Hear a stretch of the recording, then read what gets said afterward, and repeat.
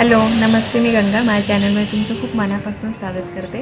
आज मी त्याची भाजी बनवण्यासाठी 1 वाटी सांडगे मी घेतलेले आहेत. तर आता आपण भाजी बनवायला सुरुवात करूया.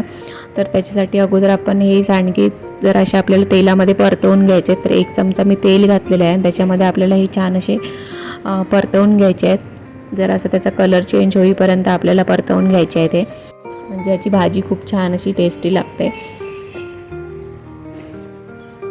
तर हे बघा, आपले सांडगे परतवून झालेले आहेत. आता हे मी काढून घेते आणि थंड करायला ठेवते. तोपर्यंत आपण याचं थोडंसं वाटण तयार करून घेऊया.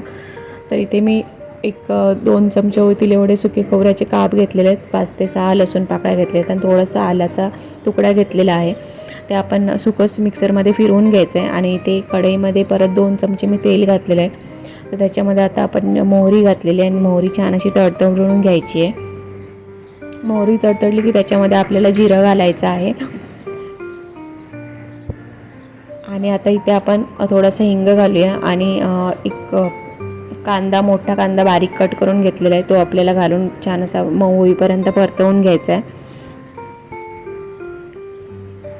तिथे कांदा आपला मऊ झालेला आहे, तर छान असा परतवून घेतला आहे. आता आपण जे सुकं खोबरं, लसूण आणि आल्याचं वाटण करून ठेवलेलं आहे ते आपल्याला ह्यात कांद्यामध्ये घालायचं आहे आणि ते पण तेलावर परतवून घ्यायचं आहे. त्याच्यामध्ये मी पाणी वापरलेलं नाही आहे, सुकंच वाटून घेतलं आहे. तर ते पण आपण 1-2 मिनटासाठी परतवून घेऊया.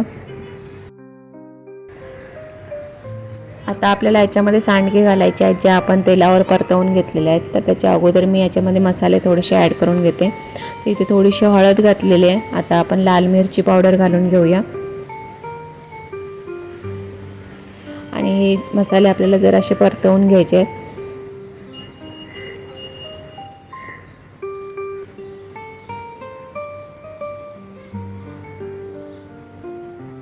आणि आता थोडंसं मी मीठ घालून घेते. इथे सांडग्यांमध्ये पण मीठ आहे, त्याच्यामुळे जास्त मीठ वापरायचं नाही आहे. आपण टेस्ट करून नंतरच मीठ घालायचं आहे. मी इथे थोडंसं मीठ घातलेलं आहे. आता आपण जे सांडगे भाजून ठेवले तर ते पण घालून घेऊया त्या कांद्यामध्ये आणि ते पण परतवून घेऊया.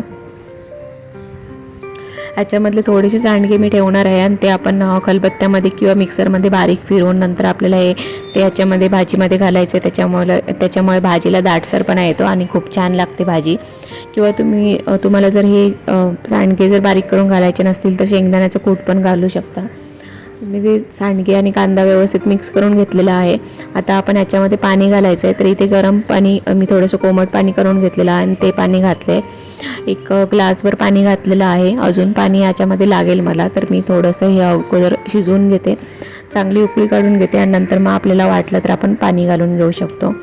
तर भाजी शिजते तोपर्यंत मी हे खलबत्त्यामध्ये बारीक करून घेते, जे थोडेसे सांडगे ठेवलेले होते ते. तर भाजी एकदा मी झाकण काढून चेक केलेलं होतं. तर आता मी याच्यामध्ये थोडंसं पाणी अजून घातलेलं आहे, कारण ते पाणी पूर्णपणे सुकलेलं होतं त्याच्यामुळे. तर इथे मी जे सांडगे बारीक करून ठेवलेलं होतं तर ते पण घालून घेतलेलं आहे. अजून आपल्याला हे 5 ते 10 मिनटं शिजवून घ्यायचे, म्हणजे भाजी छान अशी तयार होते. तर बघा, 5 मिनटानंतर मी परत चेक करते आणि छान अशी उकळी आलेली आहे आणि भाजी तयार झालेली आहे आपली. तर वरून मी ओली कोथिंबीर घातलेली आहे आणि खमंग अशी सांडग्याची भाजी आपली तयार झालेली आहे. तर आजचा हा व्हिडिओ तुम्हाला कसा वाटला ते मला नक्की सांगा आणि आवडल्यास लाईक करा, शेअर करा आणि माझ्या चॅनलला जर तुम्ही अजूनपर्यंत सबस्क्राईब केलं नसेल तर प्लीज सबस्क्राईब करायला विसरू नका. सोबतच बेल आयकॉन पण प्रेस करा, म्हणजे मी जे पण व्हिडिओ अपलोड करेन त्या सगळ्या व्हिडिओचं नोटिफिकेशन तुम्हाला मिळेल आणि तुम्ही माझे सगळे व्हिडिओ बघू शकाल.